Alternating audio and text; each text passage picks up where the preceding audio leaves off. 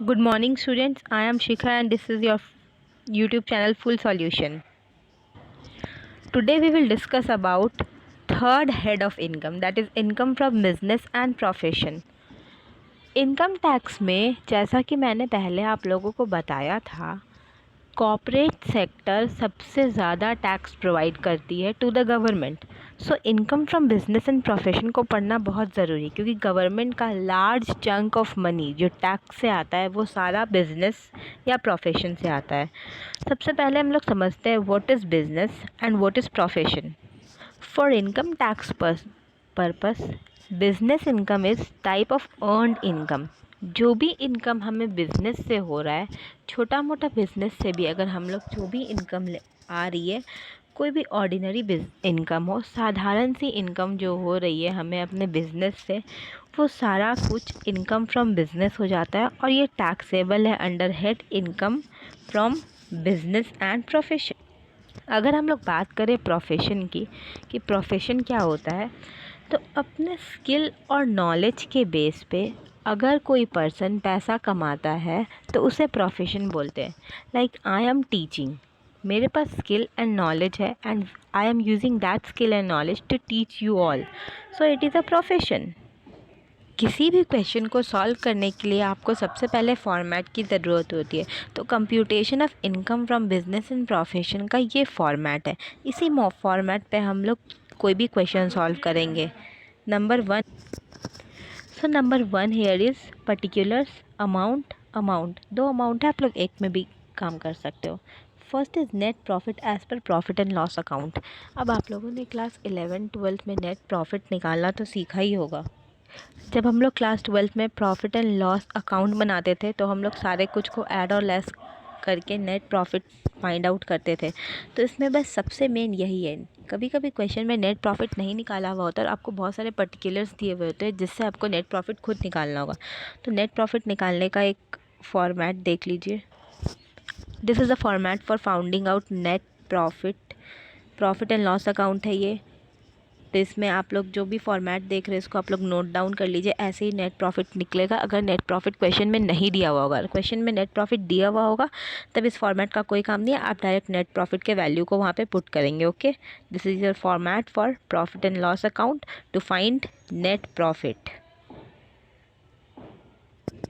Okay, net profit निकालने के बाद हम लोग इस अमाउंट को यहाँ पे पुट कर देंगे। उसके बाद हम लोग ऐड करेंगे। बहुत सारे बिजनेस में जो भी काम होगा वो कुछ कुछ चीज़ें ऐड होगी और कुछ कुछ चीज़ें लेस होगी। उसके बाद हमारा आ जाएगा income from business.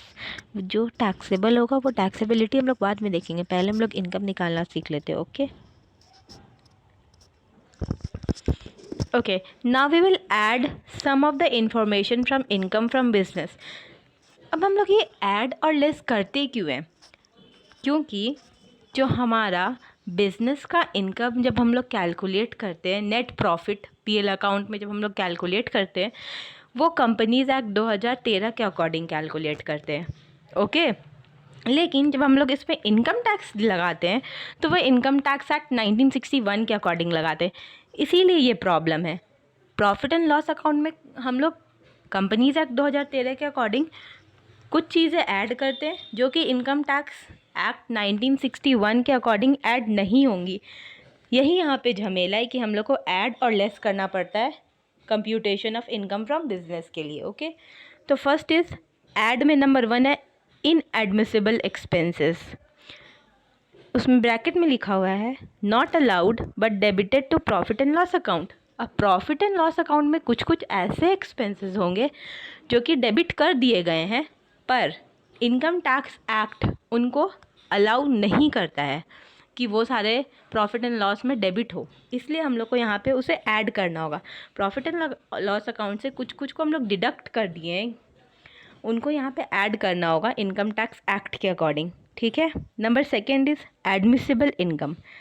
Admissible income का मतलब है कुछ ऐसे इनकम जो यहाँ पे होने चाहिए थे पर प्रॉफिट एंड लॉस अकाउंट उनको नहीं कंसिडर करता है। ओके, ब्रैकेट में लिखा हुआ allowed but not credited to profit and loss account. Same thing कि प्रॉफिट एंड लॉस अकाउंट में उसे नहीं लिया गया है, नहीं ऐड किया गया है प्रॉफिट में, पर इनकम टैक्स उसे एडमिट करता है कि वो इनकम कैलकुलेशन में ऐड होंगे। Okay, number third is admissible income allowed but not credited to profit and loss account, same है यहाँ तो। Number four is overvaluation of opening stock. कभी कभी ओपनिंग स्टॉक को ओवर वैल्यू कर दिया जाता है। दैट मीन्स आपकी स्टॉक की वैल्यू बढ़ा दी गई है। जब हम लोग स्टॉक का वैल्यू बढ़ा देते हैं तो हमारा प्रॉफिट कम हो जाता है। जैसे अगर हम लोग के पास 500 स्टॉक है हमारे पास, तो हमारे पास प्रॉफिट होगा 5,000 रुपया। लेकिन अगर हम लोग स्टॉक की वैल्यू बढ़ा देंगे, 1,000 कर देंगे, तो प्रॉफिट हमारा ऑटोमेटिकली रिड्यूस हो जाएगा। ज़्यादा स्टॉक दिखाने का मतलब है हमारा सामान कम बिकना, और कम सामान बिकना दैट मीन्स प्रॉफिट का कम होना। इसलिए यहाँ पे ओवर वैल्यूएशन ऑफ स्टॉक को ऐड कर दिया जाता है ताकि प्रॉफिट करेक्ट आए। Number fifth is under valuation of closing stock. Closing stock को अगर हम लोग अंडर वैल्यू कर दें, मान लीजिए हमने बेचा 500 सामान, पर हम लोग इसको अंडर वैल्यू करके दिखा रहे हैं कि नहीं हमने तो 200 ही बेचा है सामान, तो हमारा प्रॉफिट कम आएगा। तो यहाँ पे इनकम में फिर तो हेर फेर वाला चीज़ हो गया ना, कि इनकम में हेर फेर किया आपने। तो इसीलिए over valuation of opening stock and under valuation of closing stock. यहाँ ओपनिंग और क्लोजिंग देखेगा, ओपनिंग स्टॉक को ओवर वैल्यू करना और क्लोजिंग स्टॉक को अंडर वैल्यू करना दोनों ऐड होगा। ओके, अब लेस में कौन कौन से आइटम्स आएंगे? पहला है एडमिसिबल एक्सपेंसेस। ऐसे एक्सपेंसेस जो कि इनकम टैक्स एक्ट में इनकम फ्रॉम बिजनेस में नहीं आते हैं, पर प्रॉफिट एंड लॉस अकाउंट में उसे एक्सपेंस माना गया है, उसे यहाँ पे लेस करेंगे। Number second is inadmissible income. ऐसा इनकम जो कि अलाउड नहीं है इसमें, पर फिर भी ऐड कर दिया गया है। Number third admissible income. Fourth undervaluation of opening stock, और fifth overvaluation of closing stock. Just opposite है, ऐड में जितने भी 5 पॉइंट्स है उसका जस्ट अपोजिट है लेस में जितना भी 5 पॉइंट है। तो ये सारे पॉइंट्स आपको क्वेश्चन में अवेलेबल होंगे और इसके अकॉर्डिंग आप लोग computation of income from business करेंगे। ओके, सो ये था आपका introductory session for income from business and profession.